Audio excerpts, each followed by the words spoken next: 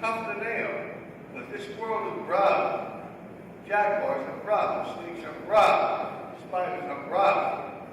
Everything's tough in the real jungle. Not the city, but out in the jungle. You gotta be tough to nail. Then you get to learn whatever you need to learn.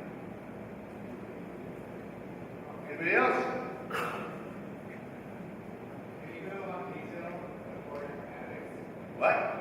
Can you explain the 4 different types of magic? In my world, Julio always worked for 4 magics. Other people, North American Indians, in Russia, most of everyone in the world, earth, water, air, land, you know what I mean? Here, Julio always dealt with red magic, green magic, white magic, and black magic. The 4 are equally potent. 4 work in balance, 4 work in harmony, and the 4 are brilliant. Red magic is a magic in the blood. Anything in the universe that has blood or something equivalent. And when you learn a little bit about red magic, you can travel anywhere in the universe and heal anything in the world. You can heal your heart, heal palpitations in someone's heart. Go in the name, suck up the juice, fix what's in there. Green magic, the magic of our dance. That's the trees, that's the leaves, that's the plants, that's the rivers, that's everything that lives in the rivers on every planet everywhere. When you know how to navigate green magic and travel anywhere, do anything. You want to see somebody who lives in other states of business, get snakes, get fish. You know, it's easy, not hard at all. But it's deep. White magic is the magic of the whole celestial. The stars, the moon, the sky, the whole goddamn thing. And it's important to be able to travel anywhere in the universe, anytime you want. And I will tell you that the rings of Saturn are very fine to dance on. You'd be amazed. Some of them are blocks bigger than this room. And if you're my height, you've got to dance really quick because they're spinning fast and you can dance. But they're fun to try. Gorgeous. And black magic is the center, the molten center of everything. You have a molten center. You have a molten center. You have a molten center. Inside you, what holds you together is a molten core you, a burning center of lava. And what holds the earth together is a burning center of lava. What holds the sun together is a burning center of lava. What holds the moon together, what holds the universe together, what holds the hundreds of universes together. Burning center. It's a little scary because going to black man, you have to get melted. You have to be willing to be freaking melted down. And I'm a little stuck there for the last couple of years because I'm a little intimidated. Which is why my book ended where it did. Because that's where I need to go. And I've gone there a little bit, so there's no second book yet because I haven't got enough polls. But I will. And I'm working on it. But it's a little scary right now because it's kind of intimidating. The molten core of the whole thing. Just a magnetic field that holds the freaking thing together. Without black magic, there is no yellow. There's no white, there's no red, there's no green. Everything just flies off, everything. But it's also the most typical species of magic. Because if you just glean a little bit, you can sit there and say, like a magnet, you, sex, you, honey, I want you to be this.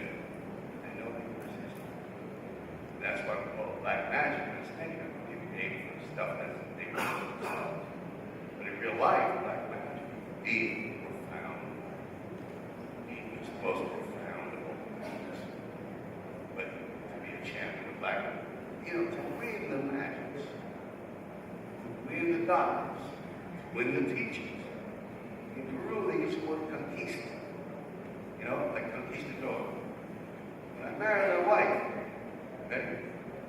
I married my wife and say, oh, you're beautiful, I love you, can I kiss you? Yeah. You conquista. Doesn't mean you pull her hair, you beat her with a bat. But if you don't beat her, her in submission, she's not going to marry. No Peruvian girl is going to take care of you unless you put them in submission. And you do that by them willingly going in submission for you. And you have to beat the masters, you have to beat the doctors, you have to beat the teachers. You have to be stronger than them. And be stronger than red magic. Be stronger than green magic. Own green magic. Own the plants. I had guys last week up in the hills, and they said, we just want to sit around this huge tree. It's a gorgeous tree. I mean, it's wide half this room, you know what I mean? And I said, okay, one of you on this side, one over there, one over there. You know what? 50,000, 100,000 bees came. And they ran away half an hour later. And they were wonderful people. No. You don't own the tree until you own the protectors of the tree. The bees are the first order of protection. You want to own that tree. You want to keep that tree. You want to know the power of that tree that's been here before the Spanish got here. Before the Spanish got here, maybe 400 or 500 years before the Spanish got here. You want to know that power? You better get bit by 10,000 bees until the bees no longer think you're a predator. And they're your friend. And then the ants come out. And after that, the vampire bats come out.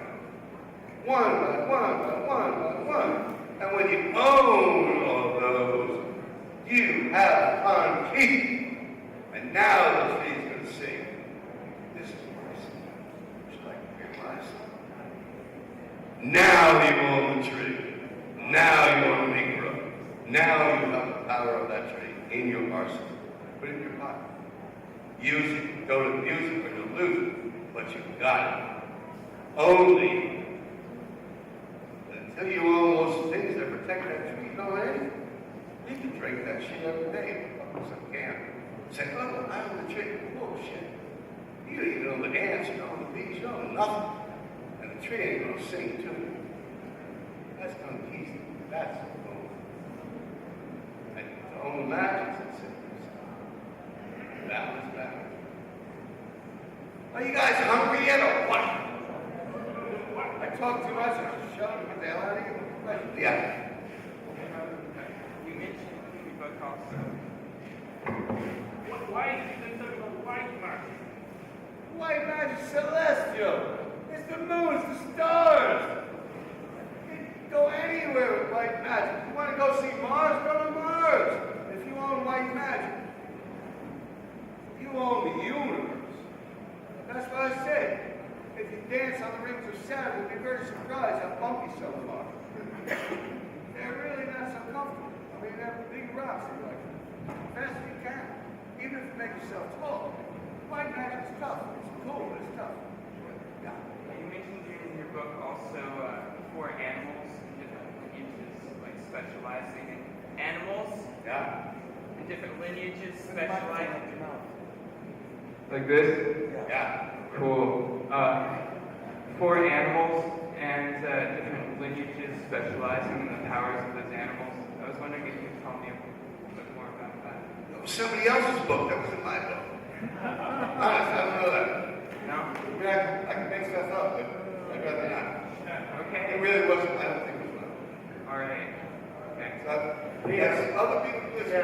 Everybody knows a whole lot of stuff. You know what I mean? So a whole lot of stuff that I would know, other people don't know. A whole lot of stuff other people know, I don't know. So their truth is great. I just don't have to know.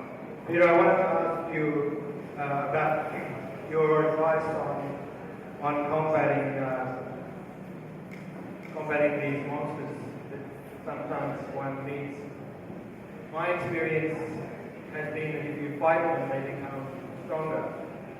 Whereas if you try and outwit them or play a different field, for example, a field of emanating love or something like that, then you change the coordinates of the game. You know, so I'm surprised that you talk about becoming 300 feet tall and ripping off their head.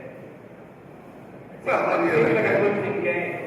Well, the way I was taught was to do that. But if you, like for instance, I'm walking down the street right here, and here's a guy, out of shoemaker. If somebody becomes a 12-ounce shoemaker, and I try to get around him, he's a 28-ounce shoemaker. Today's 28 times 28 hours shipping. Some of these 28 monsters have 28 monsters, you know what I mean? I can't eat them.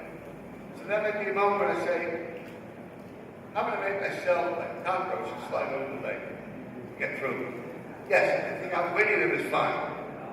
Whatever you need to do to get by. Because they're just protecting the information. They're protecting the secret that you're trying to get. Because nobody wants to give you the information or the secret unless you learn it. So yes, by all means, you become bigger in one stance. In another moment, you outwit them. In another moment, you offer them love and disarm them. Yes, by all means, offer them love. Offer aid, whatever it takes, to leave them helpless. And love is a great way to do it. Yes, by all means. Of course. I didn't say that. You know, whatever you do to disarm them, then they'll give you the information. They just want to know, did you learn it? I mean, you guys are paper boys, something, you know what I mean? When you're a paper boy, you get neck, nuts, you know what I mean? Like, you get hit in the stomach 300 times, like everybody. After that, nobody bothers you. But you got to pay a little price to become a paper boy. So, you know, you take your nuts in the hand, or however you take them. You tough it out, and you're like, he's doing that, he's tough, what about it? Boom, now they give the information they were holding. But yes, love is important for you to go back. It's not what Okay. I want to thank you, Peter Gorman. Thank you very much.